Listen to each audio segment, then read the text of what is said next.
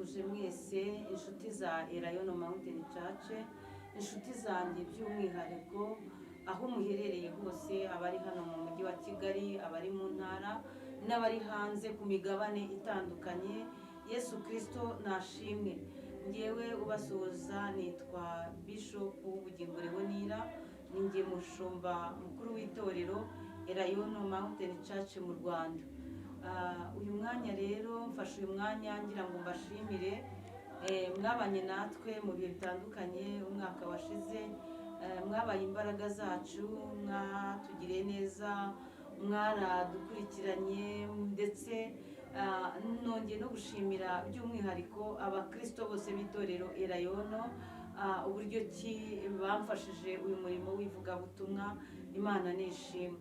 Ijambo rya mbere nabashimiraga kandi ndababwiye ngo umwaka mushya muhire wa 2024. Imana ibahe umugisha. Ni byiza cyane, abakunzi ba Elayono Mountain Church barishimye kandi baranyuzwe bitewe n'uburyo ubashuje. Mbere na mbere ndagira ngo tugusabe, nubwo tugutunguye, ni irihe jambo cyangwa ni ubuhe butumwa mbere yuko twinjira 2024 wabwira abantu bahuye n'ikibazo runaka batishimiye 2023 cyangwa se banayishimiye? Urahitamo akari hafi, hanyuma nitugera 2024 nabwo urahita utanga ubutumwa bw'uburyo abakristo bagomba kwitwara, cyangwa se abantu muri rusange n'abanyarwanda n'abatuye isi yose, dore ko mu bihe byashize bitari bimeze neza, wenda kugira ngo wumve ko batangira umwaka bameze neza.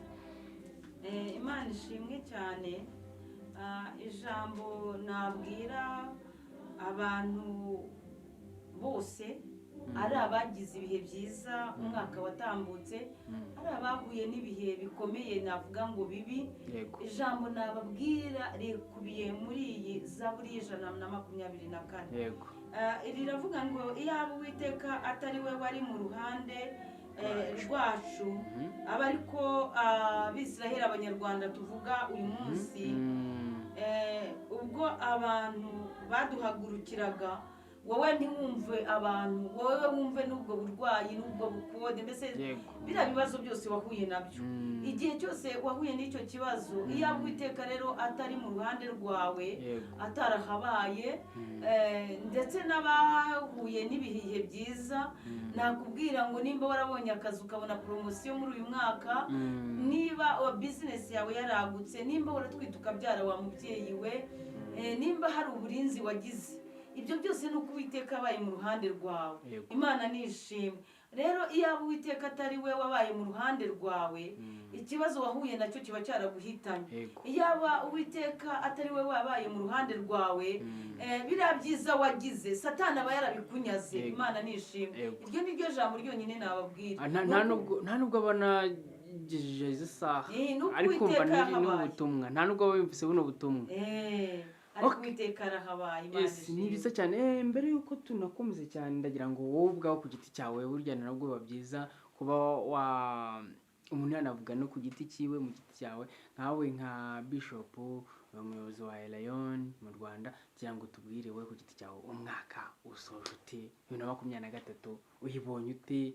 Ese kuko nkawe uko wari uri kutwereka mu kanya, abantu bari bahari benshi, kuko nawe urumva imbaraga nawe zihari, cyangwa hari uburyo wabonye wagoranye umwaka wa 2023? Tayang nawe tubwire wenda uburyo ushoje. Uyu mwaka wa 2023 wabayemo ibintu byiza ndetse n'ibintu bibi, ariko jewe kuri nge ibyiza nibyo byabaye byinshi. Ibibi nabyo byarabaye, ariko hamwe no gusenga Imana yagiye yigaragaza. Nakibanda cyane cyane ku ruhande rw'itorero, twahuye n'ibintu bitandukanye, ariko Imana yarahabaye, Imana yaratwaguye. Navuga ngo Imana yatugenzereje neza.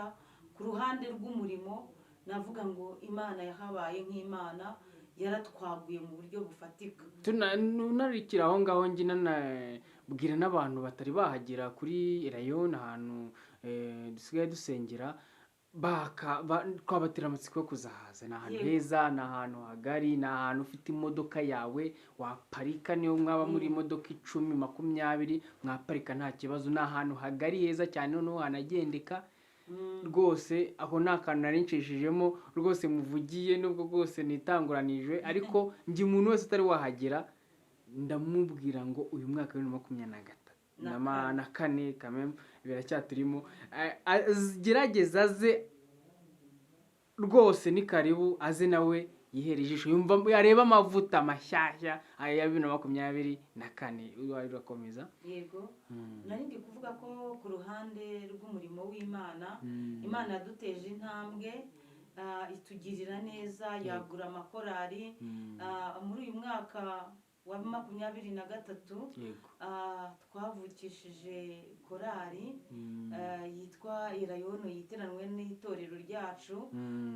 Ni korari y'abantu basenga, navuga ngo ni b'umwihariko wabo n'ab'ingenzi. Iyo korari rero ni ikintu gikomeye cyane Imana yadukoreye, ko yayifashe ikayikomeza ikaba korari y'abanyembaraga. Imana nishimwe, si uko n'ayandi makorari adasenga, ariko bo noneho ni umwihariko wabo. Ubona ko ari ifite imbaraga. Ni ukuvuga ngo bo mbese ni abanyembaraga mu buryo bumwe ndetse n'ubundi, ni nk'abarinzi.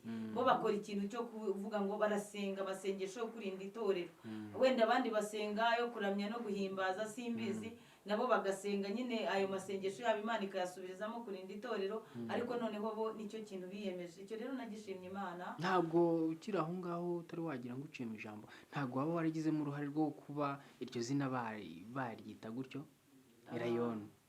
Ntabwo navuga ngo nagize uruhare, gusa barabinsabye ndabyemera. Barabigusabye. Nicyo kintu abakunzi ba Irayono bari bakurikije, bari bafitiye amatsiko. Twibazaga se ntabwo wabizemo uruhare, niho wabagiriye inama, ese ni igitekerezo bakuzaniye barakubwira gutya? Ese wowe ubwawe ukimara kumva umuntu aje arakubwira ati turumva dushaka kwitwa izina korari yacu yitwa gutya, wowe wabitekerejeho umwanya ungana uti? Warabwiye ngo nzababwira?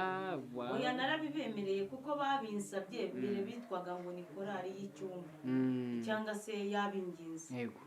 Noneho babinsabye ndabyemera kuko nabonaga ari abanyamumaro. Yego. Kandi noneho buriya nanjye umurimo w'ivugabutumwa uza muri njye, natangiye ndi umwinginzi. Niyo mpamvu rero ab'ingenzi ndabumva cyane. Ubwo rero nari ndi kuvuga ibyiza itorero ryagezeho, ariko Imana yarahabaye. Ibibi byo Imana yaharwanye nk'Imana, turayishima. Hanyuma rero ku buzima busanzwe twahuye n'ikibazo nyine nk'abanyarwanda bose, ekonomi yaraducanze, ariko twabonye Imana. Murabizi ko uyu mwaka wa 2023 nibwo ibiciro ku isoko byazamutse cyane. Buriya biciro iyo byazamutse bigera no ku bakristo, ugasanga noneho abakozi b'Imana dubonye akazi ko gusengera abantu ngo Imana ibatabare, ibagurira imbago, ibahe umugisha, kandi ibasohoreye muri iyo situation amahoro. Ubwo rero mbese utubazo twa ekonomi twese twatugezeho, crise economique, ukajya guhaha ugasanga ukagira imibare myinshi, ariko Imana yarahabaye. Imana yarahabaye, twabonye Imana. Nicyo navugaga cy'umwaka wa 2023. Ukaba twari turi kuwusoza birimo bigabanuka ibiciro rwose, noneho bari kugenda imibare iri kugenda igabanuka gake. Ni ibyabaye, ariko dushoje umwaka dufite amashimwe. Dufite amashimwe aho Imana igejeje ikora, turayishimiye kuko hari ubuzima, hari ibiciro yagushije, hari uburyo ki yadusohoye mu kwicara abantu basenga ngo Mana ibi n'ibi birahenze, ariko Imana yarahabaye. Imana nishimye. Mu kijyanye n'itorero n'ivugabutumwa, uvuze kuri korari imwe, ese abandi bihagaze gute? Korari ameze neza cyane, harimo n'izasohora mu minsi mikeya alubumu yabo, korari ya kabiri Ibyiringiro by'Abizera. ariko n'izindi korali zimeze neza zaragutse, kuko buriya iyo korali ubona wari ufite nk'abaririmbyi urugero bageze korali ifite abaririmbyi nka 40 bakagera muri 80, biba ari ibintu byo gushima Imana, kuko uyu murimo ukorwa n'Imana ikoresheje imbaraga zayo. Njya ashimira Mwuka Wera kuko ari we ukonvenga, ni we wemeza abantu iby'ibyaha. Mwuka Wera ni we utuma abantu abyuka akavuga ngo mfashe icyemezo, ngiye kuba umuririmbyi, ngiye kuba umuvugabutumwa, ngiye kuba umunyamasengesho, se mbaye umukristo, noneho ndamaramaje. Ibyo bikorwa na Mwuka Wera, umwana w'umuntu ntabwo yabishobora. Imana ishimwe. Yego. Dukomeza twari turi kuvuga, bari badukurikira, twari turi kuvuga ku buryo umwaka urangiye. Reka twinjire muri umwaka dutangiye 2024. Ndani byo twawugezemo ku itariki ya mbere z'ukwezi kwa mbere 2024. Ndagira ngo utubwire 2024 gusa, nta byinshi tuvuga kuri 2024, tuzatugenda tubihuza na 2023. Twatuvuzeho gatoya mu byabaye, ariko turagenda tubihuza. 2023 irarangiye, twinjiye 2024.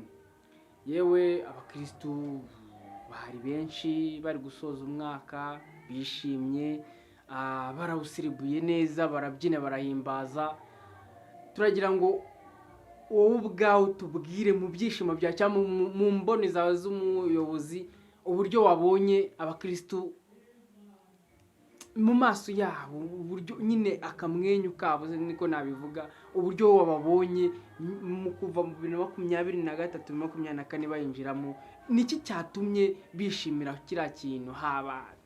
haba harimo impungenge z'uburyo bari bameze 2023, cyangwa wenda se niko bahoze abakristo ba Rayon? Impamvu abakristo ubundi ijambo ry'Imana riravuga ngo mwishime iteka. Yego. Rero noneho iyi Imana iturikije igitangaza ngiki igitangaza. Yego. Kuko abo twatangiranye umwaka wa 2023 bose siko tuwusozanyije. Hari abatambutse kandi siko turi beza, nta nubwo ari uko tuzi gusenga kubarenza. Yego. Ahubwo ni ubuntu bw'Imana, ni neza ya Yesu Kristo. Kuko hari icyo ategereje ko nkora nawe wakora. Niyo mpamvu abakurinze ukinjira mu wundi mwaka. Imana rero twagombye kuyishima ibihe byose, ari nayo mpamvu wabonye abakristo bari bishimye cyane. Yego. Twatekereje ku neza y'Imana itugiriye. Nawe kandi wabitekereza, ndetse nawe ukurikiye iki kiganiro. Nakubwiye ngo umwaka mushya muhire, ariko utekereze iby'Imana yakoze. Yego. Utekereze ukuntu yanakwihanganiye, utekereze ukuntu ikwambukije ikaba igushyikije muri uyu mwaka. Ibyo byose rero tumaze kubikusanyiriza hamwe, turebye iby'Imana yakoze, niyo mpamvu twasereburetinze, turishima, turavuga ngo Mana, ineza yawe ntirondoreka kuri njye, nawe ntago ineza y'Imana irondoreka ku buzima bwawe. Twabonye Imana itugirira neza. Abakristo muri rusange bagombaga kunezerwa, kuko hari amasezerano Imana yari yaraduhaye kandi irayasohoje. Imana yari yaratubwiye ngo izaturinda, Imana iratubwira ngo izatugeza muri uyu mwaka wa 2024. Urumva rero kukandagiramo byonyine ni igihamya cy'uko Imana izatugirira neza. Imana ishimwe. Niyo mpamvu twasereburetinze kuri iyi. Hari akantu nigeze kuvugaho, kandi n'umwaka washize 2023 mwakoze ibikorwa bitandukanye, ibikorwa by'urukundo, ibikorwa byo gufasha, byarabaye 2023. Ni ibikorwa byiza, kandi mvuga ko rimwe na rimwe iyo nkurikije uburyo ukora, usibye no kuba uri umubishopu uyobora itorero rya Rayon, ukunda gufasha cyane. Ndagira ngo utubwire wowe ubwawe, njye bifata ko ari mu buryo nawe uri mu ba bishop bagaragaza imbaraga zikomeye zo gufatanya n'igihugu, gufasha abatishoboye no gufasha ababyeyi muri rusange b'abapfakazi sinzi niba bivuze mu kinyarwanda cya bafite nyacyo ubushobozi buke. bafite ubushobozi bukeya. Mm. ndagira ngo utubwire ukurikije icyo gihe uko byari bimeze cyangwa n'uko icyo gikorwa n'uyu mwaka numvaga urimo uvuga ku bikorwa bindi bikomeye cyane n'ibindi Elayon ikomeje gutegura gukora. ndagira ngo uvuge ko icyo kintu mwakoze n'uburyo na gahunda n'uburyo igiye kugikomeza. ese ni igarukamwaka se koko cyangwa hari ubundi buryo numvise mufasha abandi bantu kubahugura bitandukanye cyangwa se hari igaruriro rihari? Yego. Iyo ni imihigo tuba dufite. Yego. Tuba dufite imihigo buri mwaka kuko nk'uko viziyo yacu cyangwa se misiyo yacu uko umurongo wacu tugenderaho ubundi ni umurongo ugendanye n'imibereho myiza y'umuntu. Tubikora mu buryo buri spirituel ariko tukagaruka no mu buzima busanzwe. Ubwo rero niyo mpamvu mu mihigo tuba dufite hari ukureba abantu batishoboye. ese abantu batishoboye bafite ubwishingizi bwo kwivuza mituweli de sante, tukagira contribution dushyira ku ruhande tugomba gufashisha abo bantu. Ubu noneho twararebye dusanga abantu cyane cyane twibanze ku bantu b'abamama b'igitsina gore, abamama n'abakobwa, twasanze bagira ubushobozi bwinshi cyane kandi ni abahanga kandi barihangana. turavuga ngo rero aba bantu reka tubashakire amaporoje abiri bazajya bisangamo.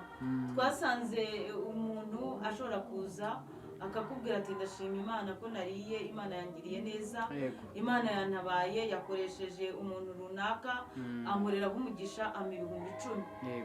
noneho mu kundi kwezi ukazasanga ari kuvuga ati nta n'isabune mfite yo kumesa. Hamwe rero n'ubuyobozi bw'itorero twaricaye turavuga ngo se aba bamama nuhe mushinga twabakorera wo kuva mu bukene burundu, wenda byibuze bakagera mu cyiciro runaka bagira ibyo babasha kwikemurira. Ikintu cya mbere rero twashyizeho umushinga amahugurwa yo kubahugura mu byerekeranye no guteka, kuko ariko ayo mahugurwa ubu tuyashishikariza abantu bose n'abagabo n'abasore, umuntu wese ubishaka araza hano kuri Elayon tukamwigisha guteka. Twararebye dusanga abantu benshi ntabwo bajya bamenya ko akazi kose kahagaze, ikintu cyitwa kurya ntabwo kijya gihagarara.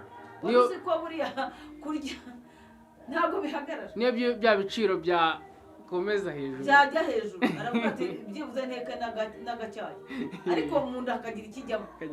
Tumaze kubona rero yuko mu buzima bwa muntu imirimo yose yahagarara ariko kurya bigakomeza, turavuga ngo rero nk'uko gusenga ari ikintu kidahagarara aho umuntu aba ari hose, no kurya ni nk'uko. Turavuga ngo reka rero duhugure abantu mu byerekeranye no gutegura amafunguro. Icyo rero ni umushinga twawutangije umwaka ushize mu kwezi kwa 7 kandi n'ubu turi muri urwo rugendo.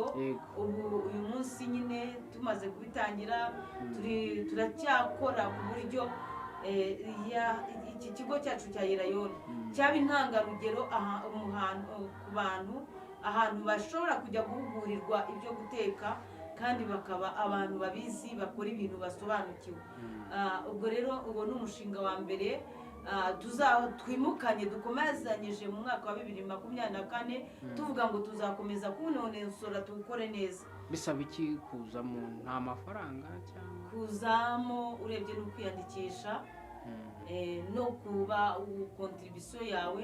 Iyo tugeze muri pratique umunyeshuri niwe dusaba yuko akontributinga mu byo gukora muri pratique, hanyuma ubundi kwinjira ni free rwose. Aho ngaho ni kuko turacyamotiva bariya abantu bafite ubushobozi buke kugira ngo turebe ko bagira ikintu bigezaho bakareka guhora mu byifuzo.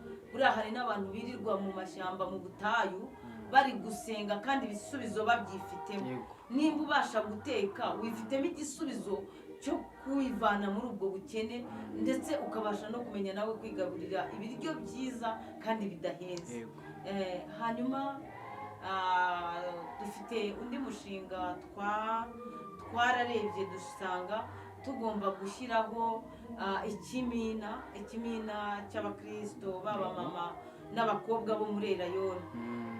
Naratangaye cyane mbitangiza, nabonaga nkurikije uko nababonaga abo natangiranye nabo, nabonaga ari abantu b'abakene, ariko naratangaye nabonye bifitemo imbaraga nyinshi. Ni ukuvuga ngo ikimina cyabo cyitwa Mutima w'Urugo. Twafashe ingamba turavuga ngo buri mumama ajye aza mu cyumweru abitse inoti igihumbi cyonyine. Ariko ndashima Imana, urumva batangiye mu kwezi kwa karindwi, imishinga yacu yombi ibiri yatangiye mu kwa karindwi, ariko nshimye Imana dusoje uyu mwaka kuri konte bamaze kugezaho 400 birenga. Kandi ngewe mbareba numvaga batabishobora, ariko ngewe nashimye Imana bishushanyiriza ko nibakomeza kwitabira bikagenda neza, bashobora kuzamara imyaka 3 twiyemeje, umuntu ashobora kugenda akabasha kwigurira ikibanza.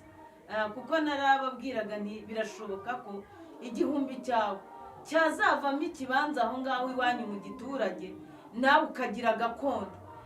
Ubundi niyo ntego cyangwa buri wese kwakunda avuga ngo ngewe ngo nabuze gutya nabuze, ariko nawe intego yacu ni uko tuzagura ikibanza ahantu haba mu ntara, tukagenda tukagura ikibanza hakaba umudugudu w'abamama ba Erayoni. Niyo ntego yacu kandi Imana izadushyigikira. Urumva nimba tumaze kugera ku 400 tuzamara imyaka 3. Ubwo nimba ari mu kwa karindwi, ubwo ni mu mezi atarenze 4 cyatanu gutyo. Tuzagera rero mu mezi 5,400. Tuzagera mu myaka 3 dushobora kwigondera parcelle. Tugomba gukuramo buri muntu ahiwe. Urumva cyaje kubera bari bamaze abantu benshi bakundaga kuba batuye hariya ku Gisozi, abakristo ba Erayoni. Hari muri high risk zone, barahasenya, bakagira agahinda bakantura ibyifuzo. Ndavuga ntari ku bundi iki kintu cyarangira gute? Akavuga ati yaba nari mfite no mu giturage mba njyanye y'umuryango nkagaruka gushakisha. Nsanga rero ari byiza yuko abo bantu bagiye mu giturage bagire y'amapariseri, bubaka y'inzu. Niba bageze no mu ikorerose ribagoye, baba bavuga ngo ariko dufite ahantu. Buri muntu avuga ngo afite ahantu. Icyo rero ni ikintu cyiza cyane. Dutangira byitabiriwe n'abamama bageze mu bamama 37. Ntabwo ari bose babyitabiriwe kandi ni benshi, ariko kuko bagenda babona ibyiza byabo, nzi ko n'abandi bazaza. Ubu ngubu nta bandi bariyongeraho?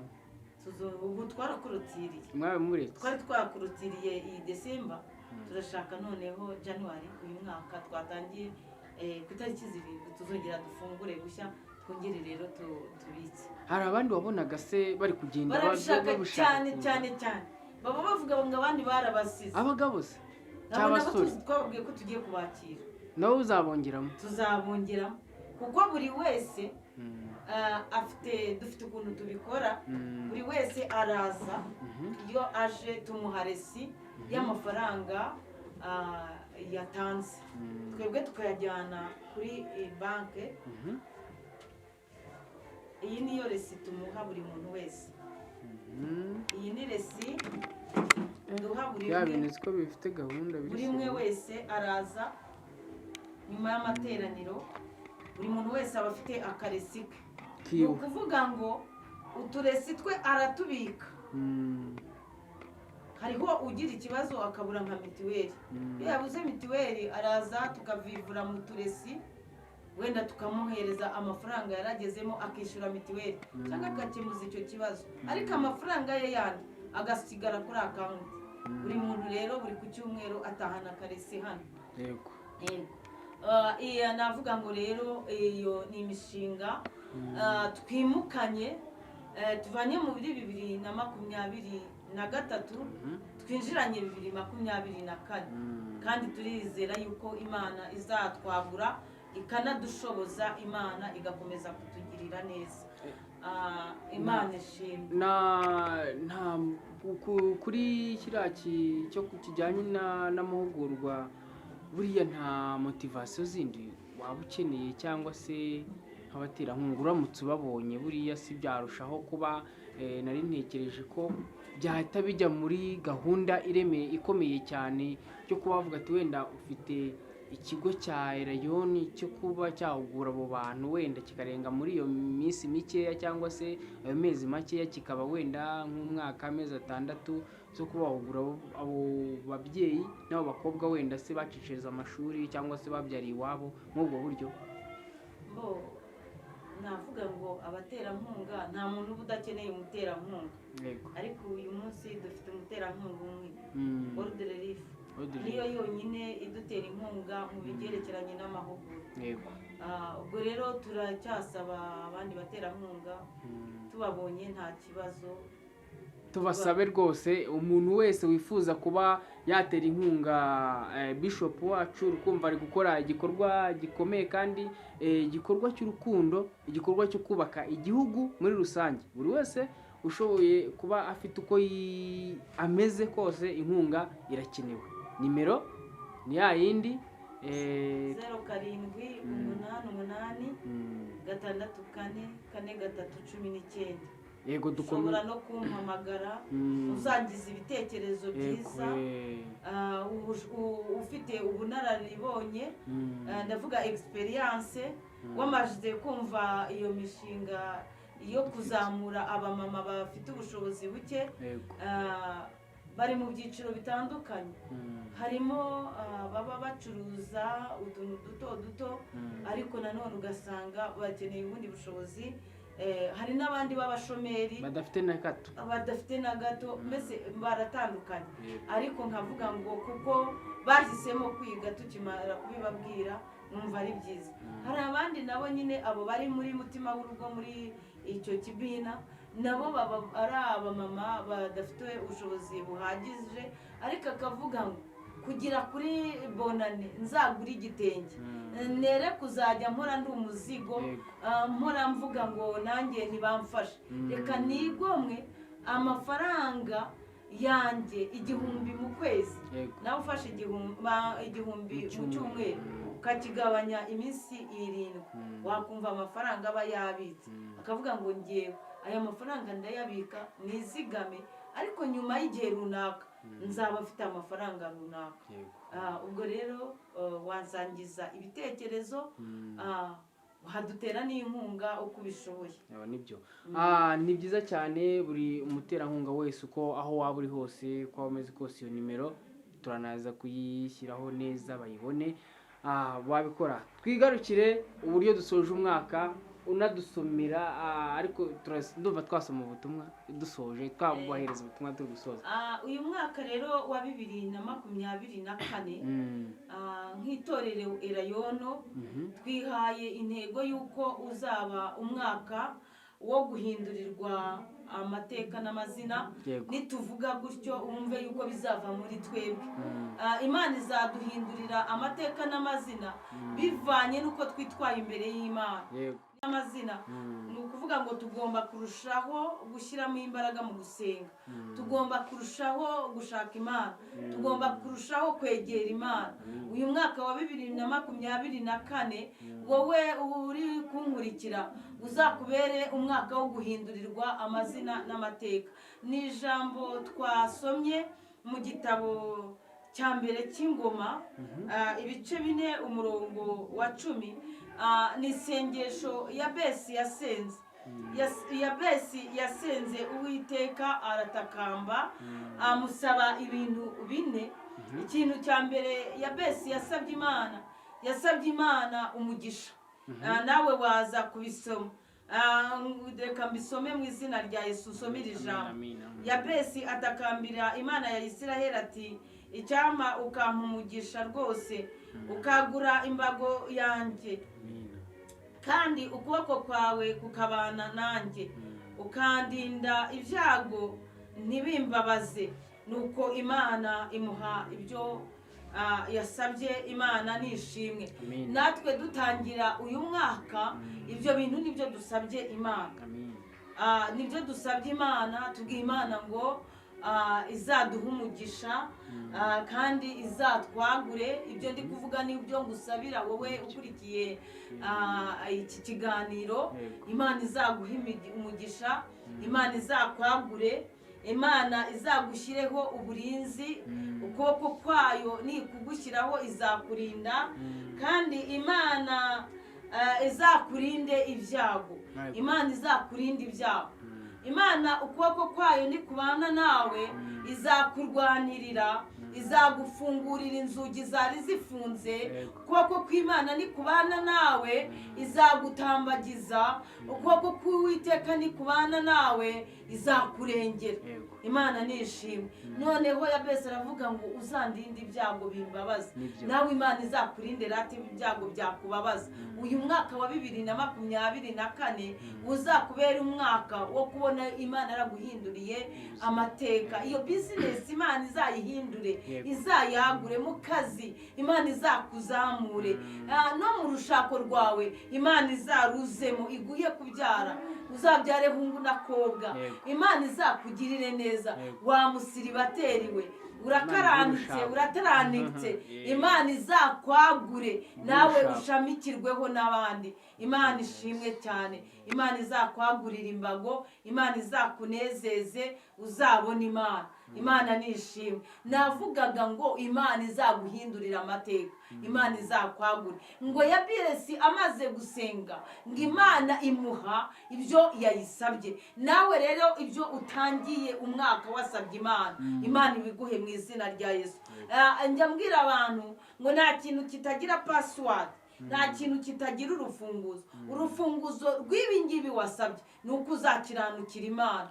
uzakiranuke muri byose, uzasenga Imana, uzabe connecte n'Imana. mwuka wera uzemera kuyobore, uzihana icyaha n'igisa nacyo. Imana izabana nawe kandi ibyo wasabye Imana kuri iyi tariki ya mbere y'uyu mwaka wa 2024 Imana izabiguha. Imana ishimwe. ndumva ikintu nari ngiye kukubwira ugisozaho. nari ngiye kukubwira ubutumwa watanga, numva butanze kandi unavuga no ku ntego nka Erayoni dufite no mwaka wa 2024. ahubwo kereka wenda hari icyo wowe waba ufite ku mutima wawe cyangwa muri wowe wavuga kindi. icyo navuga ni ugushishikariza inshuti zanjye kujya muza tugafatanya gusenga. nicyo kintu nifuza. nimba unkunda, nimba ukunda Imana, ujye uza dufatanye gusenga kuri Erayoni. uturutse mu mujyi uzamuka Kimicanga ukagera aho akarere ka Gasabo kahoze, ugahita ukata ibumoso munsi y'ambasade ya Amerika, ugakomeza imbere gato, imbere ku munara, ku gipangu cya 82 uzahasanga icyapa cya Erayoni. urusengero rwacu rufatanye neza na polisi, n'ikigo cya polisi. uzaze dufatanye gusenga Imana. nimuze dushaka Imana bigishoboka kibona. Imana ishimwe cyane. ubwo rero waba uturutse ruguru, ubwo ni nk'abatuye Kacyiru cyangwa se uturutse za Remera cyangwa se uramanuka hano ku ruguru kuri RBA. yego, umanuka werekeza, ntago umanuka ngo ujye ukomeza umuhanda umanuka ku Kinamba, ahubwo ukata rompuwe ukamanuka nanone werekeza aha akarere ka Gasabo kahoze, ugahita none ukata iburyo munsi y'ambasade ya Amerika. ubwo ngubwo ukaza nanone ku munara kuri icyo gipangu nahoze mvuga cya 82, hanyuma ugasanga icyapa cyanditseho Erayoni Mountain Church. hanyuma rero duterana ku cyumweru kuva isaa 2 tukageza isaa 6. duterana no kwa kabiri twirirwa dusenga, dutangira isaa 3 tukageza saa 10. tugira ibihe byiza cyane. Kuwa gatanu tugira umugoroba mwiza wo gutabaza Imana, dutangira isaa 11 tugasoza saa 2. Mujye muza dushaka Imana bigishoboka kwibonwa, muze dusenga Imana. Ni ukuri ndabakunda cyane, njya nezezwa na komenti zanyu, mwumva shimye Imana. Ndangije mbifuriza umwaka mushya muhire, Imana izabanezeze. Ukiri aho ngaho nibyo, ukiri aho ngaho hari ibintu bibiri nagusabaga ko watugezaho. Cya mbere ni ukuba hari icyo wavuga kuri leta yacu y'igihugu cy'u Rwanda, cyane cyane umukuru wacu w'igihugu perezida wa repubulika ukomeje kuduha imbaraga no kuduha amahirwe yo gukomeza tugakura, tukagura ibikorwa byacu. N'ubwo ngubwo n'ibyo wari urimo ukora muri ino minsi, ukumva yagerageje kuba yakita ku babyeyi, ku bamama, abahereza imbaraga zo gukora, abahereza inzira. Nawe nibyo urimo uri kubafasha. Mbese turasoza udushyiraho, udusengera mu izina rya Yesu, udusabira imigisha no kuba twakomeza koko dusengera n'iki gihugu cyacu. Nawe mbese udusabira mbese imigisha ya 2024 kuri wowe. N'ibyo bintu bibiri. Wenda navuga ngo ibi byose ni ukubera we. Yego. Mbere na mbere mu buzima bwanjye nshima Imana, ariko kabiri nkashimira His Excellence. Yego. Ibyo. Kuba turi gusenga ubu ndibaza tugeze mu masaha hafi saa 8. Tugeze saa 8, saa 7. Tugeze saa 7 z'ijoro. Ibi byose ni ukubera we. Ntabwo twakwirengagiza imbaraga ze. Yego. Ntabwo twakwirengagiza umutekano. Ntabwo twakwirengagiza ko twahinduriwe amateka kubera we. Iyo ubona nk'umubyeyi nkanjye nyoboye itorero, ibyo byose ni ukubera we. Ibyo. Ikindi kakamwanya ko sinarondora ibyiza bya His Excellence ku buzima bwanjye, byaba bibaye ubundi buhamya bushya. Ni ubuhamya bundi, ariko jyewe njashima Imana ko yahaye agaciro abagore. Ariko ntaragera nawe njya mushimira cyane ko yaciye akarengane. Yego.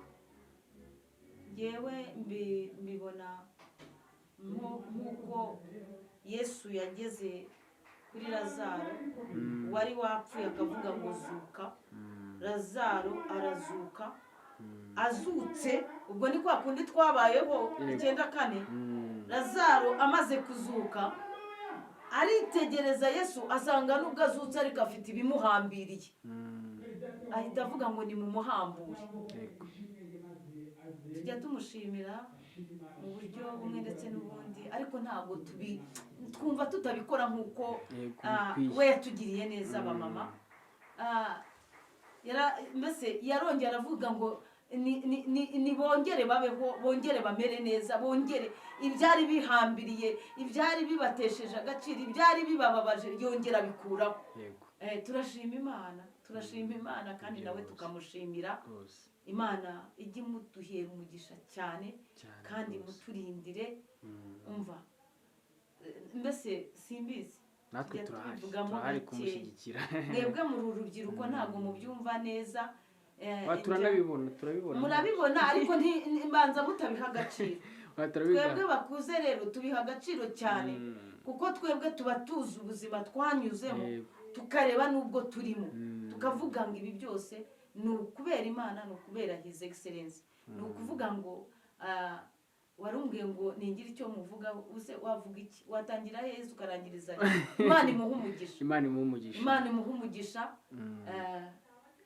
Kubwo twicaye mu Rwanda rufite amahoro n'umutekano, kubwo dusenga Imana tukumva turanezerewe. Imana ishimwe. Yes. kandi Imana imuhe umugisha. Yes, nibyo wasoza dushyiraho isengesho ry'umunota nk'umwe cyangwa amasegonda 30. Data wa twese mwiza, turagushimiye wabanye natwe mu mwaka wa 2023.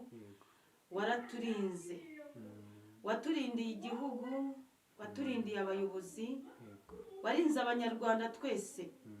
Mana, watugiriye neza, wahagaze ku mipaka y'igihugu cyacu. Uwiteka Imana, waraturinze. Mana, wakoresheje iby'ubutwari abashinzwe umutekano bose. Mana, icyubahiro n'ikibi cyawe. Wakoze imirimo twebwe Mana twarebesheje amaso yacu tubona birakomeye, ariko wahabaye nk'intwari ku rugamba. Mana, watugotesheje imbaraga zawe. Uwiteka turagushimiye. Dushoje uyu mwaka rero twuzuye amashimwe, twatangiye n'uyu nawo tuwutangiranye amashimwe. Uwiteka warahabaye. Mana data turagushimiye, kandi tugeze muri uyu mwaka twakandagiyemo, tukuragije iby'uyu mwaka byose, tukuragije gahunda zose z'uyu mwaka. Mwami wanjye Yesu Kristo, uzatubera umujyanama n'umuyobozi, kandi uzaturindira abayobozi bakuru b'igihugu cyacu. Uzarinde inzego zose z'umutekano, uzarinde Uwiteka Imana buri munyarwanda wese. Itorero ryacu Erayono uzaturinde. Uwiteka Imana uzigaragaze. Uri umukozi w'umuhanga, uri Imana y'inyabushobozi n'imbaraga. Uzatugirire neza Mana, tuzakubone bundi bushya. Umugisha wawe uzabane natwe mu izina rya Yesu Kristo. Nurema amashimwe mashya. Data urakoze Mana, nkuragije ibiri imbere, kandi Uwiteka Imana byose mbishyize mu biganza byawe. Urakoze, uragahora ku ngoma. Byose tubisabye mu izina rya Yesu Kristo. Urakoze, amen. Murakoze cyane Bishop, kandi umwaka mushya muhire uzababera w'amata n'ubuki. Namwe umwaka mushya muhire. Yego.